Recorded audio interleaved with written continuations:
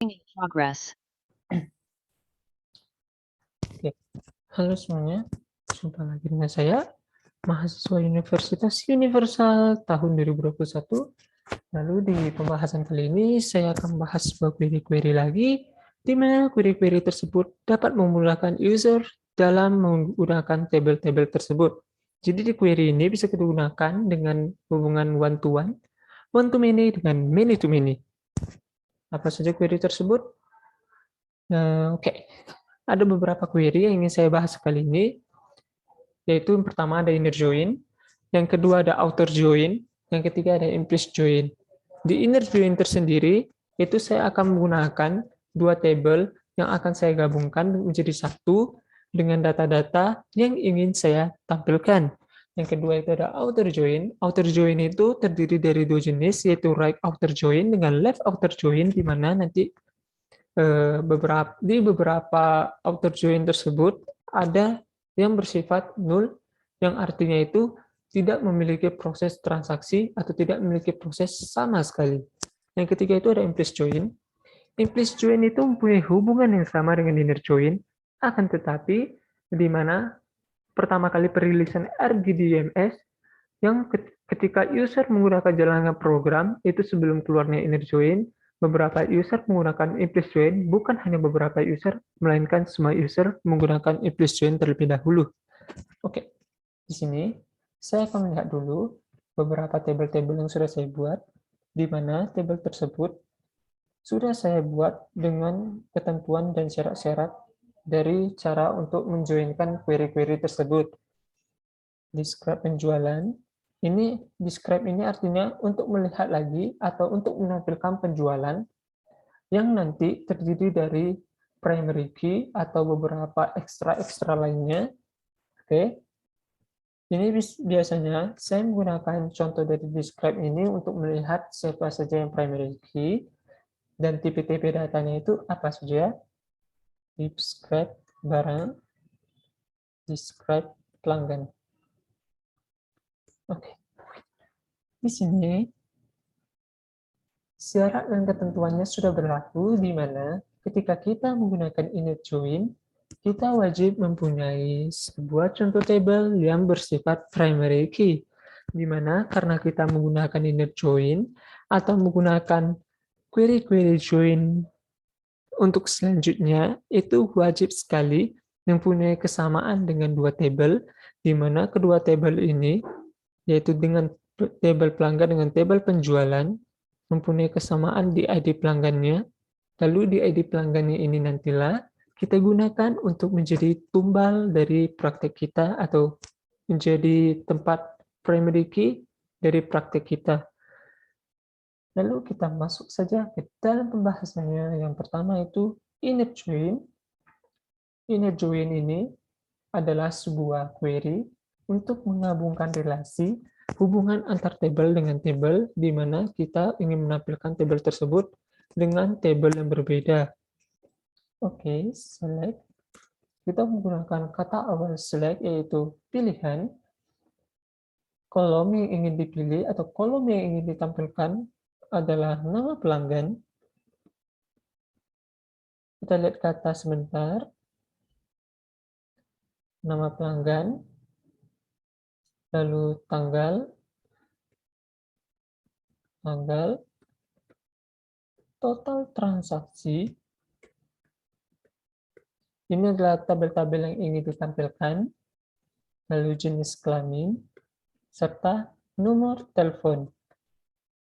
Oke, karena tabel-tabel yang sudah ingin ditampilkan menurut Anda sudah cukup dan sudah lebih dari cukup, maka kita langsung saja pilih tabel dari kedua tabel tersebut, mau yang diutamakan atau mau yang tidak diutamakan, tetap terserah. Kalau saya, penjualan adalah tabel pertama, di inner join-kan dengan tabel pelanggan. Karena query tersebut sudah sampai di inner join, maka langkah selanjutnya kita menggunakan clause, yaitu clause on atau clause di mana inner join mempunyai beberapa clause, yaitu clause on dengan clause using, Dan setiap clause-clause tersebut memiliki perbedaan di mana query-query dari clause on itu lebih panjang daripada query-query dari clause using. Kita lanjut lagi, pelanggan. Setelah itu kita on atau query on, baru di enter. Tabel pertama adalah penjualan. Penjualan itu adalah tabel pertama, .id kesamaan. Jadi kesamaan dari kedua tabel tersebut itu terletak di ID pelanggan dan bertetapan sekali bahwa ID pelanggan itu primary key. Pelanggan sama dengan pelanggan ID pelanggan. Oke, di sini ada kesalahan. Saya lihat dulu.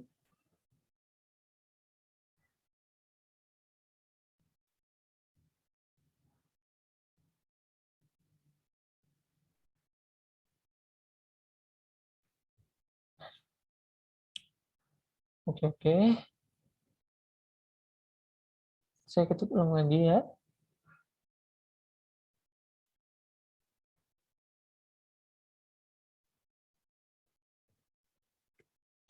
Inner join pelanggan.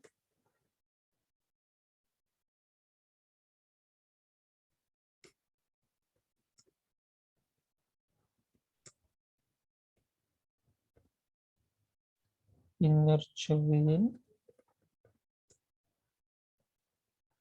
pelanggan on. Tabel pertama itu adalah penjualan. .id pelanggan sama dengan pelanggan.id pelanggan. Oke. Di sini bisa kita simpulkan bahwa inner join dari clause pertama itu berhasil kita tampilkan. Lalu untuk query kedua apa, Bang? Oke, query kedua itu adalah query using, di mana para user menggunakan query using tersebut untuk menghemat waktu atau untuk mengefisiensi waktu mereka dalam menjalankan program tersebut. Sebenarnya sama saja, kita gunakan query select lagi, akan tetapi di sini yang saja yang berbeda. Di sini kita ganti using, baru kita enter. Oke, pelanggan using, enter. Kesamaan dari tabel tersebut terletak pada ID pelanggan. Ini caranya menggunakan query using. Kita tidak perlu mengetikkan lagi tabel pertama itu dengan siapa, lalu tabel kedua dengan siapa, itu tidak perlu. Kita hanya menggunakan query using untuk menampilkan dari kesamaan tabel tersebut. Kita lanjut ke join kedua, yaitu outer join, di mana right join terlebih dahulu saya ingin tampilkan. Oke, di sini right join mempunyai beberapa kesamaan dengan left join, dan bukan hanya beberapa saja, bahwa left join dengan right join mempunyai query yang sama, akan tetapi hasilnya saja yang berbeda.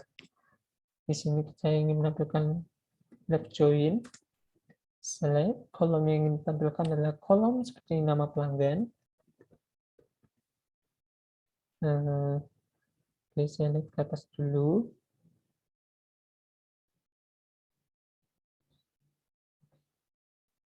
Saya coba pakai tanggal,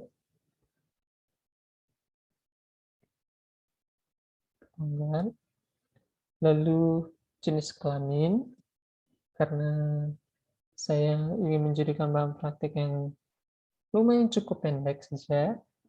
Lalu untuk selanjutnya kita from, atau untuk from di enter, supaya tidak panjang ke sebelah kanan, kita enter saja. Tabel pertama adalah penjualan, left join, dengan tabel yang kedua adalah pelanggan. Kita enter lagi, using, kesamaan tabelnya tersebut adalah ID pelanggan.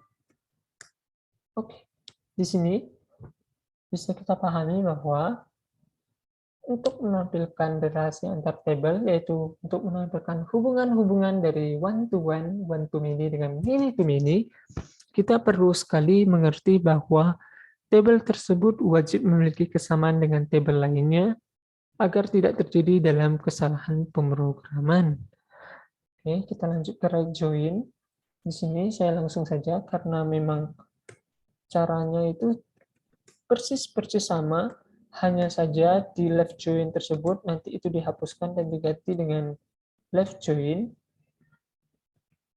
dengan right join pelanggan using ID pelanggan, enter. Oke.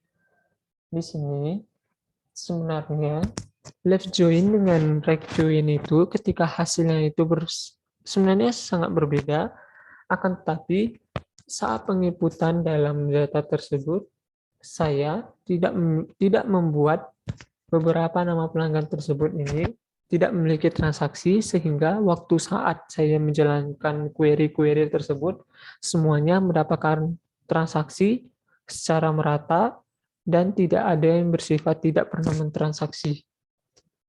Oke, kita lanjut ke query yang terakhir adalah implicit join.